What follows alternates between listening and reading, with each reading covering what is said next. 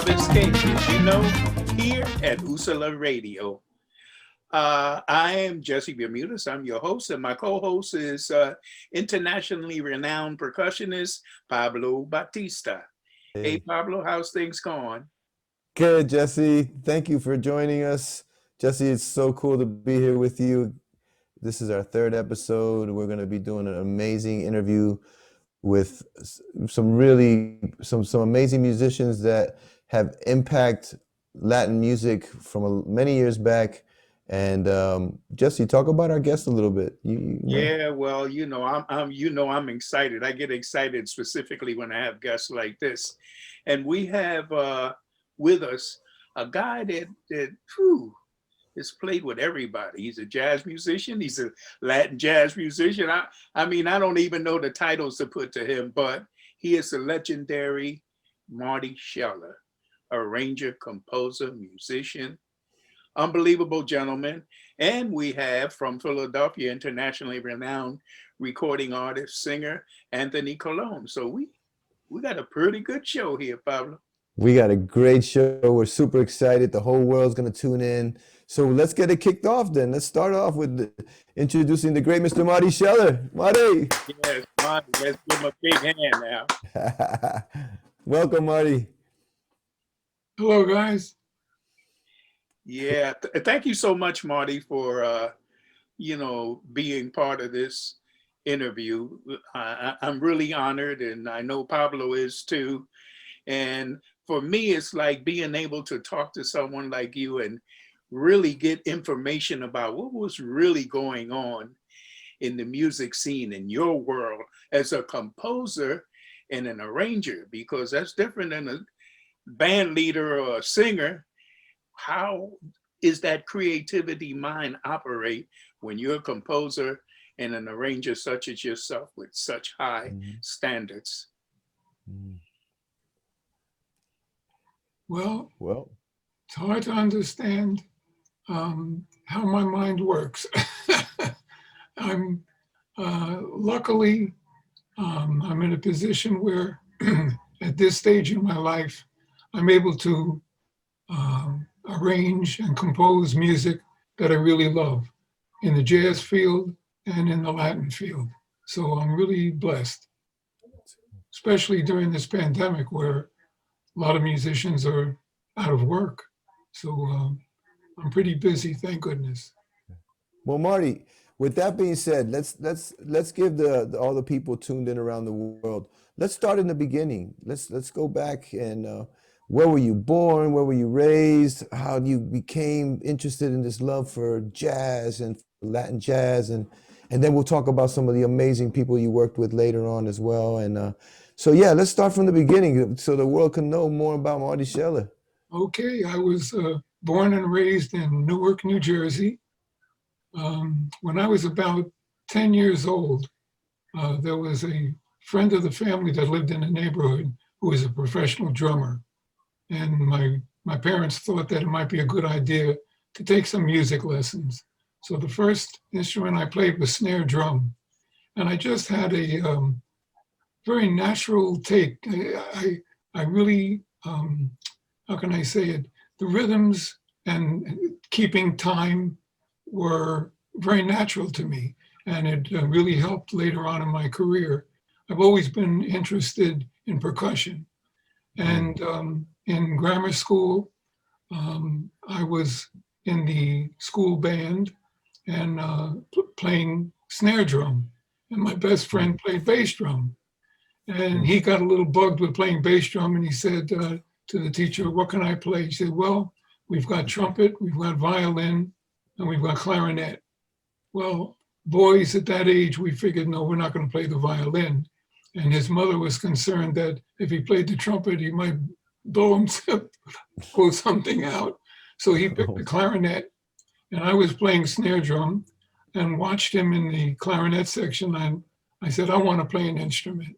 And I went to the teacher and he said, "Well, we've got violin and trumpet." That's how I wound up playing the trumpet. And I took to it immediately. I really loved the sound of it. I improved pretty quickly. And through high school, I was the leader of the dance band. I was in Southside High School in Newark, New Jersey. It's now Right. called Malcolm X High School. And when I went to college, that's where things really opened up for me. Went to Columbia College, and by the time I was there, I was really starting to get serious about listening to jazz. And I met the great alto player Bobby Porcelli, who was in Columbia at the time. And we worked together in the Catskill Mountains one summer. And that was it for me. I decided I wanted to be a musician at that time. We came back, and Bobby introduced me to the trombone player Barry Rogers and to a band called the Hugo Dickens Band, which was a band that played for the Black social clubs in Manhattan. And we played dances Friday and Saturday and Sunday night, playing for the dancing and for the jazz, what we called it the jazz dancing. We would play Horace Silver songs like The Preacher, and the people danced to it and loved it. Then when it came time to play for the Latin music, we would change our jackets, put on a jacket, and come out and play Speak Low Mambo, things like that. And that's how really my career started. What year was that around, Marty? Well, I started Columbia in September of 1957. So it was the summer of 1958 that where I worked up in the Catskills. I met Bobby Porcelli, and that's where things really opened up for me. Wow, awesome. You know, in the Latin music scene, Marty, that you wound up in for so many years, how did that change your perception on, say, arranging or composing? What were the elements there that were different from your straight up jazz to, you know, being in the Latin jazz with people like Mongo Santa Maria that you spent so many years with? Well, first, I can tell you that the way I got involved with Latin music is that the Musicians Union, Local 802 in New York, every Monday, Wednesday, and Friday, from around 12 noon till 4 or 5 o'clock, musicians would meet in the Roseland Ballroom and get gigs. And I would hang out with when you would walk in on the left side, the jazz musicians would be, on the right side, the Latin musicians, and in the middle, a huge group of the club date musicians. And at that time, a lot of the Latin bands used trumpets. And sometimes they would need a trumpet player. Excuse me, my phone is ringing. I'm going to put it out. They're calling you for another gig. Yeah, another arrangement. So, oh my goodness. That's okay. David, I'll call you back. And the word would come over into the jazz area that somebody needs a trumpet player for a gig Friday night. And since I was able to read music and I could improvise in a jazz way, I would go, I would take the gig. And to answer Jesse's question, the difference was in jazz, the bass player plays a straight 4/4, boom, boom, boom, boom, boom. In Latin music, the bass player does not play on the one. It's 1, 2, 3, 4, boom, bing, boom, boom. And it took me about 10 minutes listening to the bass player before I realized what was happening. And that really hooked it up for me. And then I thought, one of the advantages I had, it was a real blessing, was that I became very friendly with two wonderful musicians. One was a conga player, Frankie Malavé, and one was Louis Ramirez. And they both loved jazz, and I loved Latin music. So I played in Louis Ramirez's band for a little while. And Frankie Malavé was responsible for getting me into, first he joined Pete Terrace's band, and he got me into Pete Terrace's band. And that's how I met Mongo, was at a gig where Mongo was playing. At that time, he had come to New York with his charanga band, And that was one hell of a band, by the way. And Pete Terrace's band, we were doing a double. We came to the club, we heard Mongo's band. He introduced me, but it was just a brief introduction, hello, greeting. But later on, like in, let me see, 1962 was when I really met Mongo. He needed a trumpet player to play in his band, and I did an audition, and he liked it. And matter of fact, the weekend before I began with his band, he needed a piano player to do a 3-night gig up in the Bronx. And Chick Corea had been the piano player with the band, but Chick had given notice in advance, and Mongo knew that he would be gone for that weekend. Right. So he needed some piano player to do that weekend. And he was in an office, and Donald Byrd was there, and Donald said, if you need a piano player, I know a great young guy. He reads great, he's a great musician, but he never played with a Latin band. But if you need somebody, I can recommend him. It was Herbie Hancock. So that weekend, Donald Byrd came to the gig and told Herbie, hey, Herbie, you know that song Watermelon Man that you recorded? Play that for Mongo. So he started playing the vamp, and Mongo liked it. And Mongo said, listen, on Monday, we begin rehearsal with a new trumpet player and a new piano player. Herbie, bring down the music for that. Let's see what it sounds like. The rest is history. Yes, it is. Wow. Wow. Great story. Great story. Oh, here's another good one. Right before I joined Mongo's band, Louis Ramirez and I put together a Latin jazz band that was playing jazz songs, but with the Latin rhythm section. And Frankie Malabe was the original conga player in the band. And the band was terrific. But at that time, now we're talking about 1959, 1960, wow. Jazz clubs felt that it was too Latin. They, the idea of having 3 percussionists, they were not familiar with that. And the Latin clubs, they would hear the band play and they said, no, that's too jazz for us. So we couldn't work. Wow. And Sabu Martinez had been in California. He came to New York and he knew Louis Ramirez. And he told Louis that he was offered a recording contract, but he didn't want to record typical Latin music. He wanted to do something with a jazz influence. And Louis said, oh man, you got to hear this band that we put together. So we had a rehearsal and Sabu loved it. And as a result, Frankie Malabe couldn't be the conga player in the band, but we recorded the album with Sabu. And at the last session, it was 2 sessions. In those days, he would record like 6 songs at one session, 6 songs at another one.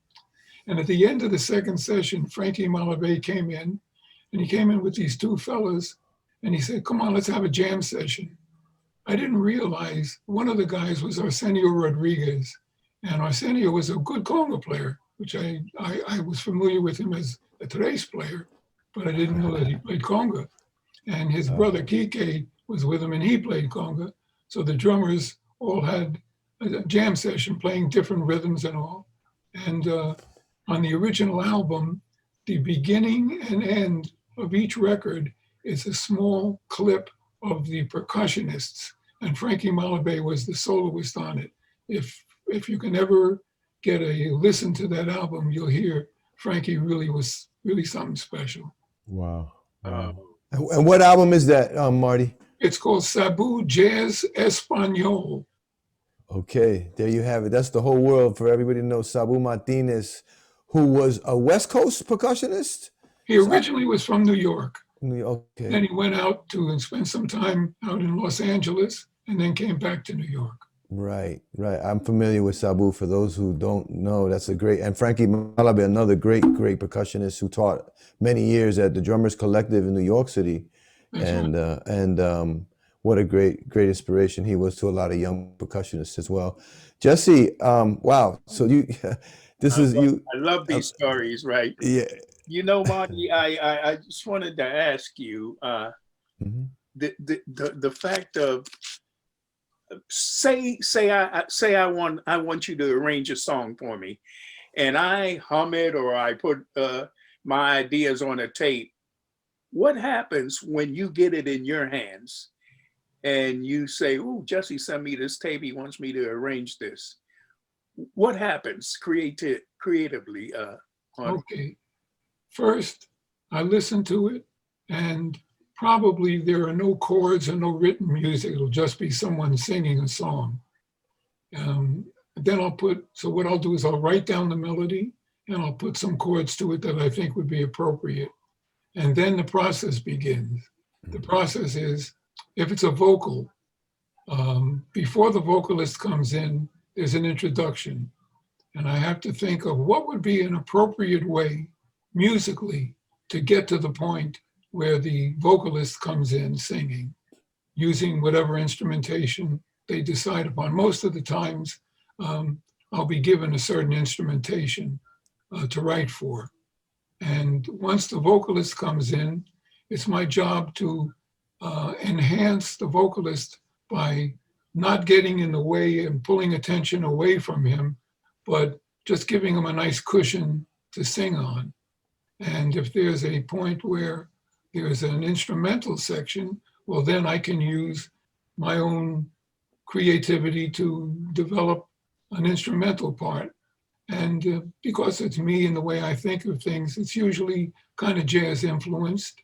And when the singer comes back in, I'm back to enhancing him and figuring out when he's through, what would be an appropriate ending for it. That's the way I go about it.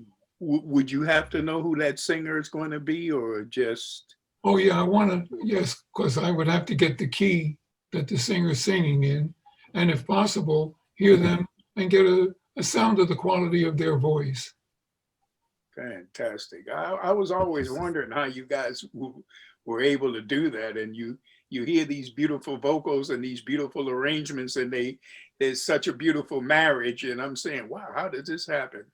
No. I'm glad you told me, Marty. Now I know. I might think about becoming a composer. There What are, do you say, Pablo? Well, I think you're doing really good as a talk show person. I think we should stay there.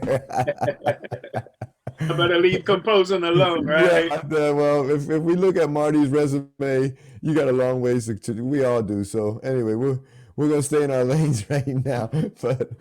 But Marty, so let me ask you, how long did you work with Mongo? And what I remember as a kid, I bought this album. Oh, and forgive me because I don't remember the name of it, but it had like a waiter holding a tray, and the band was sitting on the tray. I think it was like, and I remember looking in the back credits and I saw Marty Shell. And I said, wow. And it was such a great album Mongo did. And you know, Mongo influenced not only me, but he influenced Jerry Gonzalez. He influenced so many percussionists in the world. And you know, so it's a real big deal that, wow, you were part of that. You arranged, you produced. What was that like? And how did that, you know, what kind of projects, how many did you do? Talk about that a little bit. well, I joined his band in November of 1962, the week of Thanksgiving. We played there. We played in a club in Brooklyn. And that's when we were first playing Watermelon Man. Wow. And I worked with him from 1962 till the end of 1967. I think I did one gig in January of 68. The reason I left the band was because of technical problems with my trumpet playing. I had learned to play incorrectly, was using a lot of pressure. Brass students will understand what I mean. You're not supposed to press the horn hard against your chops because your chops is what vibrates. Right. And I was doing that, and I got to a point where it's becoming too frustrated to do it, to play. And Mongo knew that, so that when I finally told him that I couldn't do it anymore, he understood. But the experience of playing with the band was a really wonderful experience because there were several people in the band that were outstanding. First of all, just hearing Mongo play every night was an amazing thing. In those days, when I started, we used to play some dances and some jazz clubs, but eventually it got to be all jazz clubs. And in those days, you were playing 4 sets a night and 5 on the weekend. And you would play we would play 1 week in Boston, then the day off, drive into New York, play a week or 2 in the Village Gate, the day off, go to Philadelphia, etc. So in other words, there was a lot of playing. And to hear someone like Mongo play consistently on such a high level every night was amazing. And there was another fellow in the band, same way, Hubert Laws, the saxophone and flute player, also a virtuoso. And standing next to him, listening to that every night. And Bobby Capers was the alto player, and he was another monster. So here I was standing with all these guys, every night listening to it. It's great because it lets you know with practice and with diligence, you can sustain a level like that. And they were really special musicians. So it was an honor for me, as well as a learning experience, to be on that bandstand with them for all those years. Wow, that's beautiful. So it is unbelievable. Like, I often wonder, how that would feel, how you feel when you are standing there and you have all of these wonderful sounds around you. It must take you into another world. I can imagine. But I want you to actually name all of the artists that you've really performed with, so that the folks out there could see how involved you were in the Latin music scene. Well, can I add that not only Latin scene, Jesse, we're talking about how intensive, extensive his jazz. Yeah, talk about the jazz ones as well. Talk about all of them, because it all makes, it all contributes to who Marty Sheller is, because it's yeah. Well, like I said, I was from Newark, New Jersey, and so was the great trumpet player Woody Shaw. And we became friendly. We didn't go to the same school. I was a few years older and so a few years ahead of him. But we would meet. I remember one night in particular, there was a jazz club in Newark, and Woody and I met down there. It was a gig. Wayne Shorter was the leader of the band, because he was also a Jersey guy. And Woody and I were, during one of the breaks, we both at that time loved Lee Morgan.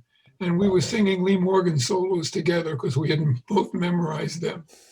And later on, several years later, when Woody had a contract with Columbia Records, he had me do an arrangement for him of the song We'll Be Together Again with strings. And it was great because it was done live with the string players and the rhythm section and Woody in the studio. Usually they overdub strings when they do recordings, but that was all done live. I've also done, not too long ago, matter of fact, a couple of years ago, some string writing on an album by the trombonist Steve Turre. Oh, yeah. And also, after I left Mongo's band, Sonny Fortune was playing in Mongo's band, and Creed Taylor, who was the head of CTI Records, was getting together an album by George Benson. And they loved an arrangement that I had done that featured Sonny. And they said, let's have Marty, they didn't know who I was. They said, let's have the arranger who did that, and we'll get Sonny Fortune to play on the record with George, and we'll see what happens. So it turned out that they liked what I had done, and they said, well, let's do a whole album, and you do the arrangements. So I did that, and George was a pleasure to work with. Wow. He had great ears. He could pick things up really quickly, and there was a lot of really good musicians that were on the session. I remember, Sonny, of course, Sonny Fortune, and Joe Farrell played flute on one number, Hubert Laws, really some really terrific musicians. And that's another part of what I do. Matter of fact, bringing it to the very present, I just completed 2 days ago a project where a piano player friend of mine who lives in New Mexico is doing an album of Thelonious Monk's songs done Latin style. So we did some things like mambo, merengue, comparsa. I mean, it was really interesting to do some of Monk's music in that style. It's really enlightening to hear you say comparsa, mambo, mention all these different rhythms for the average listener. It's like, wow, what is he talking about? And you're a jazz arranger, a Latin jazz arranger, and so with that being said, does your knowledge of these different rhythms influence how you write as well? Oh, absolutely, absolutely. The what I found, I don't know, maybe it's because of my experience, first of all, loving percussion and then working with Mongo all the time. What I learned is that the rhythm is the basis. That's the thing that gets the people. You'd be surprised. As long as the people are moving and grooving to the rhythm, you can put some really very sophisticated stuff on top harmonically, and they'll accept it and appreciate it. So, right. Knowing that those rhythms, and plus, Mongo and I became very friendly as well. So I spent a lot of time at his house in an apartment in Manhattan. We both lived in Manhattan at the time, and just playing records and listening to things. Frankie Malabé was also very influential to me. He used to, I would go to his house and he would set up two chairs facing each other, and he would put his hands on my knees, and he would play a record, and he would, here's what the conga player plays. Now, here's where the clave is, that kind of thing. Right. And so it was a very natural thing for me to pick up. I've always loved percussion and rhythm. That's When amazing. you worked with Tito Puente, because I think I've seen in your biography, Tito, Celia, and all these big artists Yeah. in the music scene. What did you think about Tito and the period of time that you worked with him? Tito was a pleasure to work with. The way I got involved with Tito was Bobby Porcelli was playing in the band, and that was when Tito was switching from working exclusively with his big band to a smaller Latin jazz group. And eventually Bobby was playing in that band, and Bobby made a cassette those are cassette days, made a cassette of a couple of jazz songs that he felt would fit nicely in a Latin groove, and he gave it to Tito. And Tito loved this Thelonious Monk song called Panonica, a ballad. And he said, gee, I would like to do that. And Bobby said, why don't you have Marty Scheller do the arrangement? And Tito said, yeah, good idea. So I did the arrangement, and it came out really, really well. Cool. And from that point on, Bobby would do the same thing. He would make a cassette with a couple of songs for Tito to listen to. Tito would pick some out and tell him, yeah, okay, have Marty do the arrangement. And whenever there was, some of the songs were not written with clave in mind because they were jazz songs. So whenever there was a situation where I was doing an arrangement, and if I were to stick closely to the original melody, the way it was written, it would be against the clave. So I called Tito and I asked him about that. I said, what do you want me to do?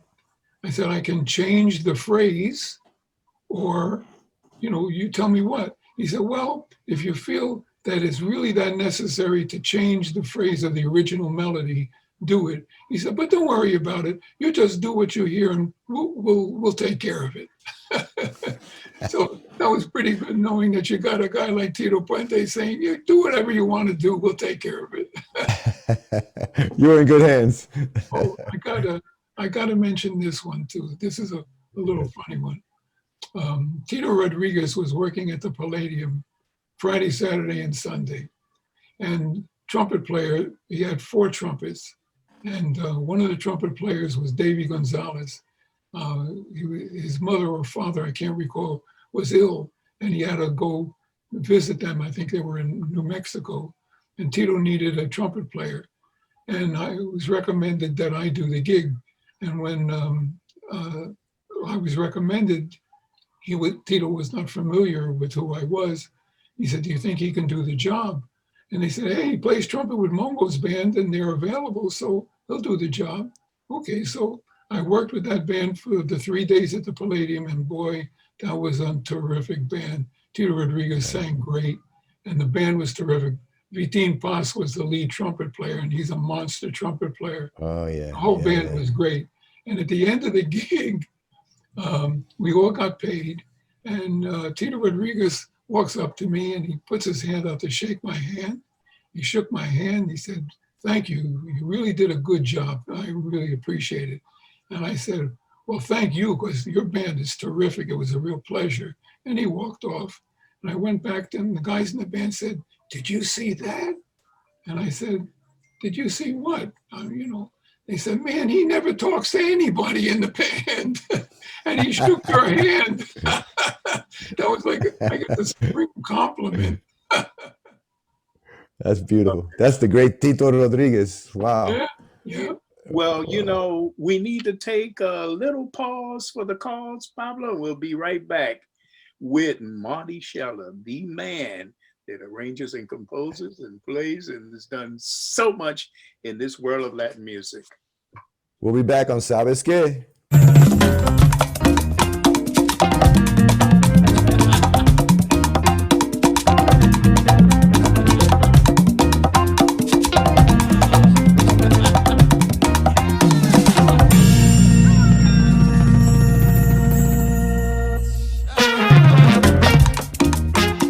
Welcome back to Sabes Que.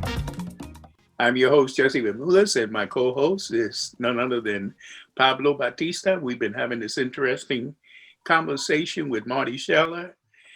And I know you had something that you wanted to ask him, Pablo. I do. So I just wanted to go down a list a little bit, because every time we ask Marty a question, come find out he worked with Puente, then he worked with Tito Rodriguez. And Marty, who else you have quietly have worked with that the world should know about? Because your resume is amazing, and your contribution has been amazing, working with Mongo and Tito Rodriguez, Tito Puente. Who else? Give us some more names. Well, as a trumpet player, I stopped playing trumpet, like I said, when I left Mongo's band in 67, the end of 67. And at that time, I had worked with Louis Ramirez and Pete Terrace and Mongo, and I did that weekend gig with Tito Rodriguez. But after that, I just made my living, and since then, as an arranger. And the list of, when I heard initially that I was going to be asked, "Who did you work with?" I went, "Oh my God, I'll never be able to explain how many people." It was in the days when Fania Records was becoming the Motown of the Latin world. Right. They were doing a tremendous amount of recording, and I was arranging for almost all of their artists. I did a lot of work with Willie Colon. That was working with Willie and also with Ruben Blades. The reason I enjoyed that especially is that they did their homework. But by that I mean, when they came to me to do an arrangement, they had already thought about what they wanted, what kind of an intro they wanted, not the notes and all, but the feeling of what they wanted, and had a good idea of where it should go. The singer sings and they want an instrumental part, and they would describe the kind of instrumental part that they wanted. And with Ruben, he plays guitar very well. So when he gave me a tape, he would give me a tape of the song with him singing and playing the chords. So it was really very easy to understand, just what it was going to sound like. So guys who were really prepared like that made it a lot easier. There were other times where I would just get a tape of someone singing a song that was out of clave and out of time and out of tune.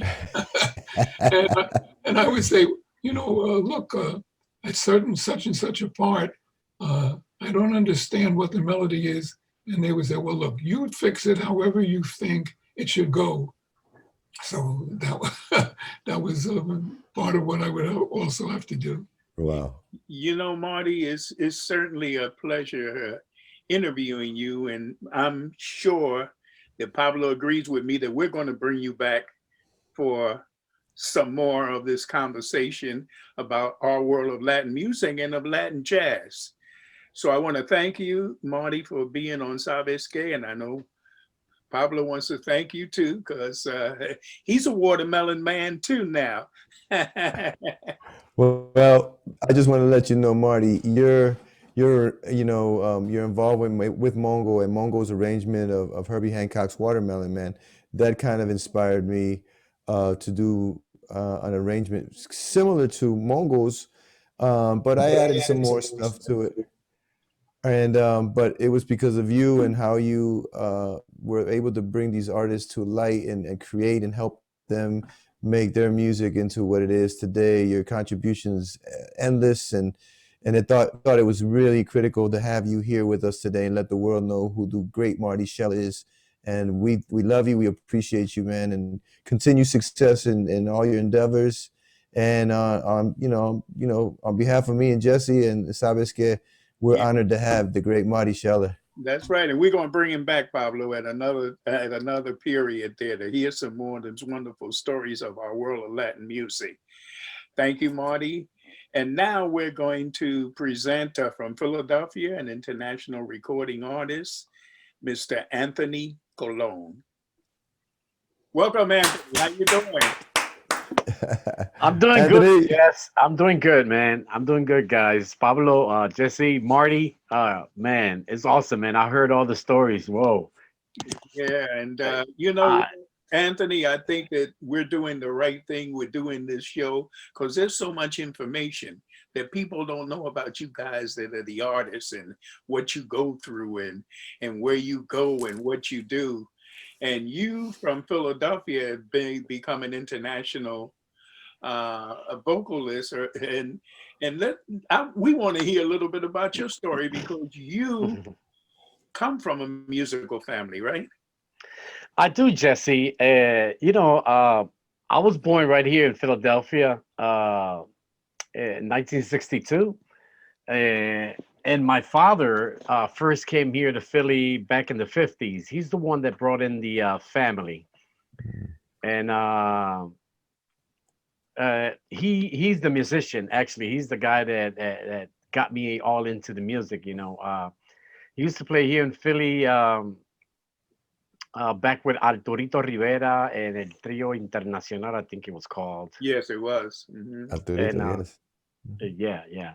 So that was my my inspiration. My dad used to always, play and have rehearsals in our house. We used to live in 6th and Jefferson.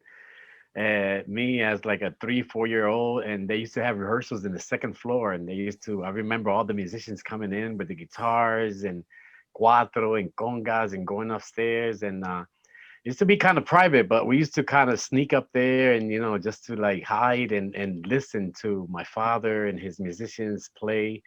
And that was, like my first beginnings here in Philadelphia as a little kid and getting caught in that music vibe and stuff. So that's how it started, Jesse. Yeah, well, you've certainly come a long way. You want to talk a little bit about that your trajectory? Definitely. My father was a musician. Back in '68, he decided to move the whole family to Puerto Rico. So that's when I moved to Puerto Rico because I was born in Philly, but raised kind of in Puerto Rico. I went over there at an early age when I was just probably like 8, 9 years old. So I went over there and kind of like just felt great in Puerto Rico. I belonged there, you know what I'm saying? So it was awesome. And when I got there, I started, just playing guitar. My first instrument that I learned was guitar. And I started playing guitar with some friends in El Barrio, just playing in bands and playing in school and whatnot. So those were my beginnings playing guitar in Puerto Rico.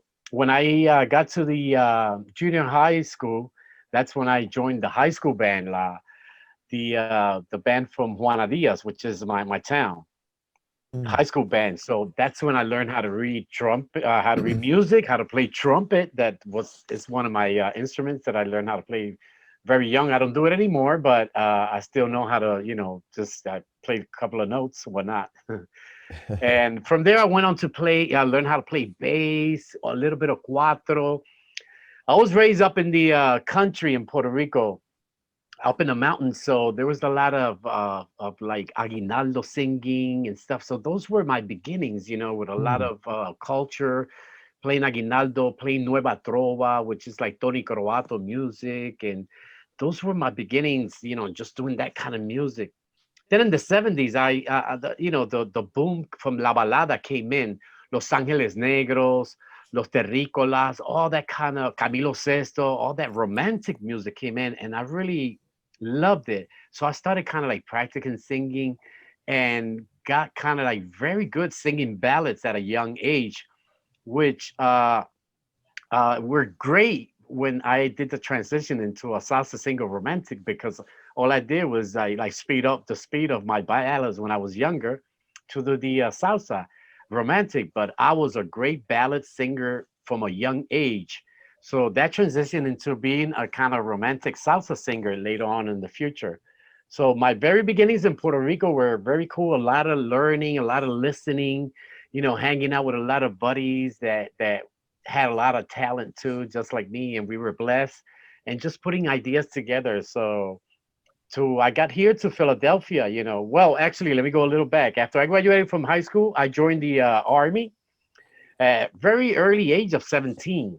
Mm. So I joined the army, and I did all my basic training. I remember they sent me to Germany, so that's what I did most of my tour. I lived in Germany, in a town called Darmstadt, Germany. It's like about 20 miles south of Frankfurt. Beautiful Mhm. city too. So I lived there 3 years. I really loved it. I enjoyed the people, the culture over there.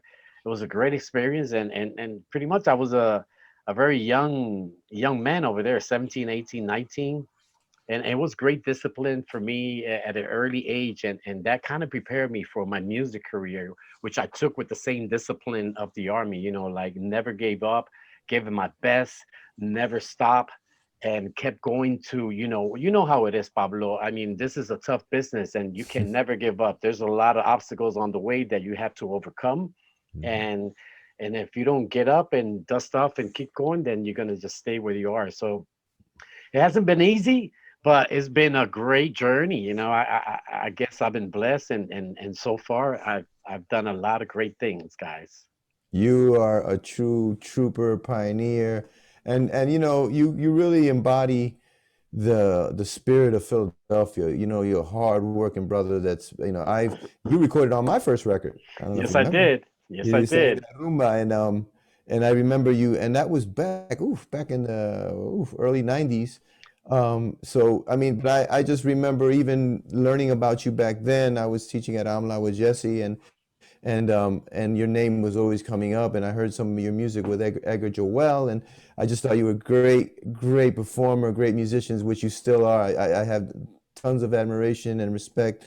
So when I want to go back a little bit so that the people continue to know who you really are. So you went to high school, then you came. When did you come back to Philadelphia? How did that transition occur? Well, Pablito, Jesse, once I finished my army career, I went back to Puerto Rico for like a Okay, year or two, and in okay. 1985 I decided to come to Philly.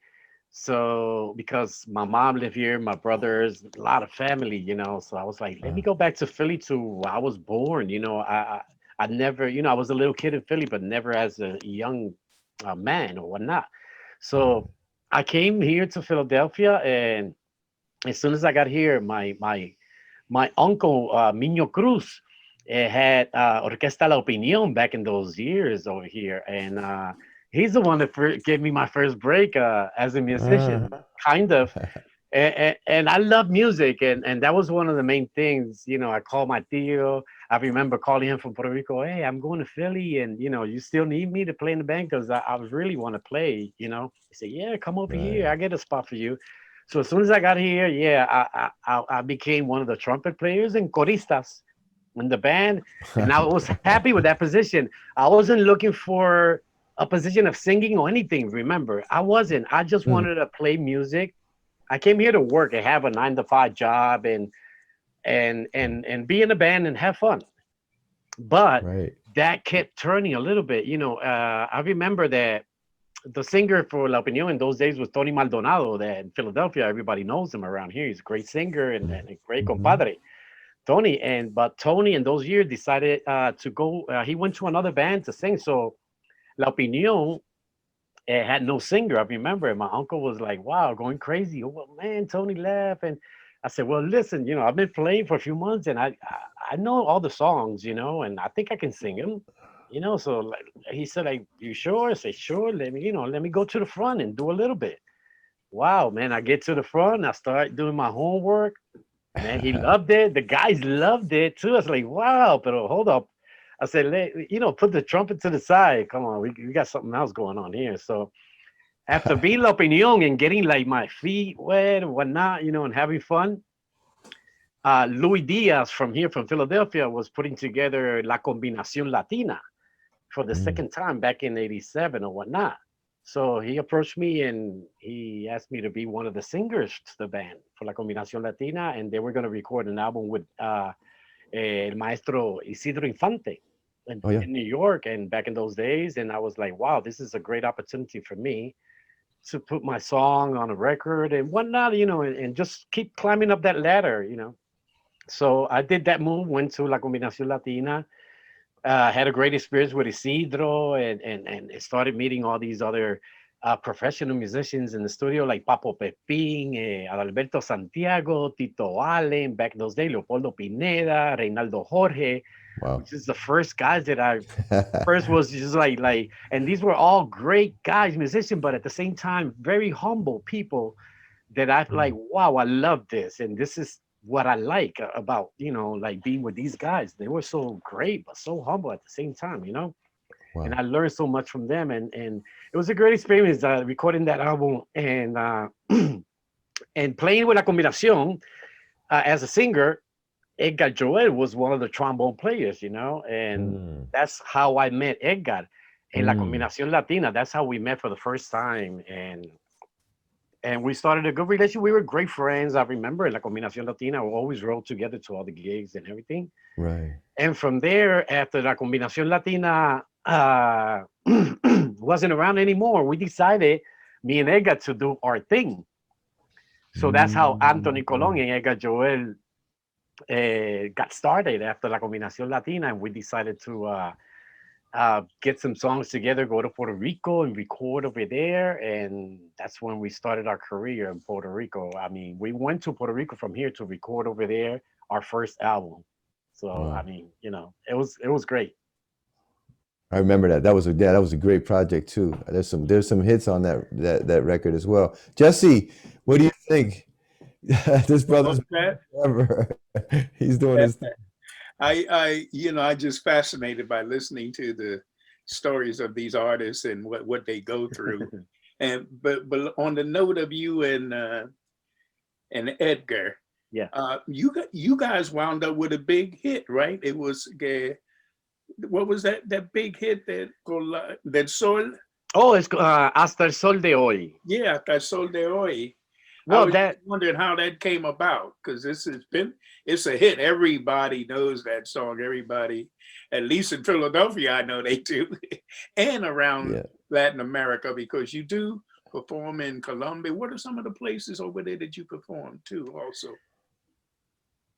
well, Jesse, man, I've been blessed, man. Lately, my career has been, taking off to other parts of the world that I haven't touched in many years. I've been touring every year to Spain. I always do, actually, to Europe. I have to go to Spain, and from Spain, I go to Italy. I go to Belgium, and we go to uh, Las Islas Canarias, Tenerife, Lanzarote. We do the whole tour. We go to Germany and we do like 2 or 3 weeks over there. And then besides, we go to Colombia now. We go Panama, Peru. Puerto Rico. We do the United States all the time. But it's been a nice run lately. I'm saying that it's been taking off so nice. And thanks to all those songs that you mentioned, that classics, and Hasta el Sol de Hoy was recorded in 1993 under the Robin Records label, and it was a song that was great song, was promoted very nice. People loved it, and still to this day, it's played on the radio. It's still played everywhere, and it's still giving me a lot of work. Yeah, and was that a collaboration for the lyrics and the music? How did it come about, that song, or who was the arranger, or no Well, composer? that song was actually, that song was not even when we record that album that's called Hasta el Sol de Hoy.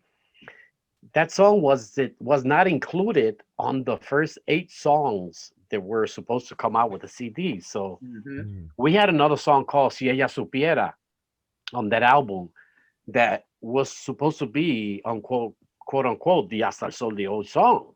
Mhm. But at the last minute, we decided to pull out from it because it was already been played on the radio by another group. Mm. So we ended up with 7 songs, and we needed another song. So we had all these great songs. So all of a sudden now they say, well, we have this song that's supposed to be for another artist, but it's called Hasta el Sol de Hoy. So you guys can record that. And here it comes. It was almost like it wasn't in the plans from the beginning. It came in like last minute, like a lot of other songs. Pablo knows this. Sometimes you go to the studio and all of a sudden here comes this song in the middle of the recording. Boom. And that's the song that's how Hasta el Sol de Hoy came. We were recording, I will record all kinds of songs already. That came at the end because we needed one more song. And guess what? That end song was the hit. That's It good. wasn't on the plans at all. I'm telling you guys, because I was there in the studios, and it was awesome because after we did it, they heard it. We did a video on it because there's a video on YouTube on it where with us guys back in '93 and whatnot with the mustache and and the whole work. And my God, that I go sometimes to check it out myself, man. It's got millions of views, man, and it's like, Nice. wow, man, it's awesome, man. That song, it did what it did. And when I recorded this, I just wanted to record a song. Never thought or never tried to be, like that superstar singer. I just wanted to do music. But if you have what it takes, then the rest takes care of itself. You know what I'm saying? Mm. So that's how I do music. I don't complicate it. I just do it from my heart with a lot of passion, pretty much as simple as I can, because I want people to understand it and digest it and sing it at the same Mm. time. So my lyrics are never complicated. I want people to sing my songs all the time. Mm. So the the part that I like about what you were talking about is the way that this just happened. You didn't plan it. It wasn't nothing at all whatsoever. It just took off. So how does Europe like our music? When you go to Europe, how is that? Well, it's great over there because you think that maybe when you go to Spain, a lot of Spaniard people go to club. Well, no, Europe, it's there's a lot of Latin people, a lot of people from Colombia, from Santo Domingo, Ecuador, and all those countries. They live over there, they work over there, they party over there. So Mhm. when we go over there to those clubs, and most of those clubs are full with people from pretty much Central and South America, that it's almost like you're in Colombia, in some country in Cali or in Barranquilla, Wow, wow. and it's a lot of fun. And, Colombians in South America, all those people down there are really passionate about salsa music. I mean, they live it. If you see the concerts and you guys follow music, you can see those Colombia concerts. Yeah. People sing aloud every song, every soneo. They know everything. They do their homework on the artist. Wow. They really know who you are, what you do, who wrote this, and they do their homework. So when you go down there, it's it feels great to play in Colombia because they really treat you like you should be treated in the industry. Yeah, yeah. Well, That just I should have became a singer. well, well, I might Jesse. follow you one day over there, Anthony. I Listen, know Pablo. yeah, no, I just think it's important. You made a really important point there, Anthony, that, in Europe and in Spain and other parts of the country, musicians are really respected and revered, and it's a different appreciation level. And I've noticed it when I've toured all around the world that other people have a different respect level for us and our music. And coming from Philadelphia, that makes me feel really great that you're doing your thing out there worldwide on a global level. We're that Philadelphia should be really proud to have you as part of our lineup of great musicians. You've done a hell of a job working and grinding and doing your thing naturally, because you did it naturally, and it's like, and now the whole world is enjoying your talents. I think it's amazing, Anthony.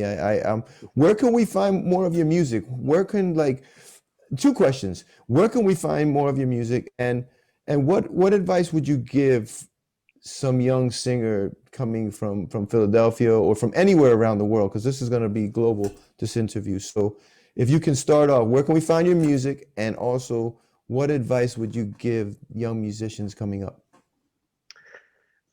Yeah, Pablo. Yeah. So my music, first of all, you can find it. You can go to any digital platform, iTunes, Amazon Music, Spotify. You can get it there and download. Lately, I've been promoting a song called Llora Mi Alma, um, which is doing great. It's been playing in Puerto Rico. Gracias a Z93, been doing very good with it over there. We've been playing it in Colombia very hard. It's Nice. doing so good. It's recorded right here in Philadelphia with I'm doing something different, which is I'm doing my own uh, musical proposal, like kind of like recording my own music, my own lyrics nowadays that I have all this knowledge and I know how it's done. So I have, kind of like my own studio that I'm recording my own music and Great. collaborating with a great team of international musicians from Miami, Venezuela, and which are digitally the things are done now and they're still great, So yeah, you Right. can get all this music. You go to any platform. You go to Anthony Colon Music or iTunes Music, and look out for Llora Mi Alma and another song that I did in Christmas with my friends Nino Segarra, Tony Vega, Pichi Perez, Prodigio Claudio. It's called Manteniendo la Distancia. It's like social distancing. Wow. It's about the COVID-19 and talking about all the protocols that we have to take towards being safe and keeping our families safe or whatnot. So it's a great song that we played to in the Christmas season because this has this Christmas feeling, but it has a Yeah. great message. So look it up, Manteniendo la Distancia y Llora Mi Alma. Cool. Así Well, que, Anthony, entonces, y la próxima pregunta, Pablo, ¿cuál era? Que se me olvidó que no. What advice would you give some young people coming up, Anthony? You've been doing this thing forever. You're awesome. Like, Okay. That was the question. Yes, Pablo. Fíjate, the advice that I could give him is to try to be original and and look for your own identity. We tend to sometimes I want to get an arrangement to sound like Mark Anthony or one like Frankie Ruiz. No, mm, try to get your own style. Try to get your own passion, your own thing on it. Your own flow. mhm. So you know because you don't want to be a copycat or whatnot. So try to do a lot of fusion with rhythms. Don't be scared of that innovation, and try to be Mhm. original and kind of like be blessed in your music and know your limitations. If you're not great at singing, well, do something else. But because I'm saying this with sincerity, right. Or if you're not a good Yeah. conguero, well, then go be something else. Exactly. So know your limits and be true to yourself as a musician, please. And, Mhm. I mean, you know what you know, and sometimes people know more than you what you got. So be careful. So to all the young people, be original, look for your own identity, and don't be afraid of to try out fusion, different, fusion, a little salsa with a little reggaeton, little salsa with a little bossa nova, with a little bomba plena and whatnot, and and it'll work out. But be original, be yourself. Well, Anthony, it's been a pleasure interviewing you. It's been a pleasure listening to some of your history as an artist, and I'm sure that at some point or another we're going to bring you back to Sabes Que, right, Pablo? Absolutely. You're inspiration to us all, Anthony. Continue success. Continue educating people and singing around the world, spreading your great music and making Philadelphia proud. You've been on Sabes Que, brother. Welcome. All right. Thanks a lot. Thanks a lot. All right. Gracias. Thank you out there listening audience, and you are listening to Sabes Que with Jesse Bermudez and Pablo Batista. Hasta la próxima.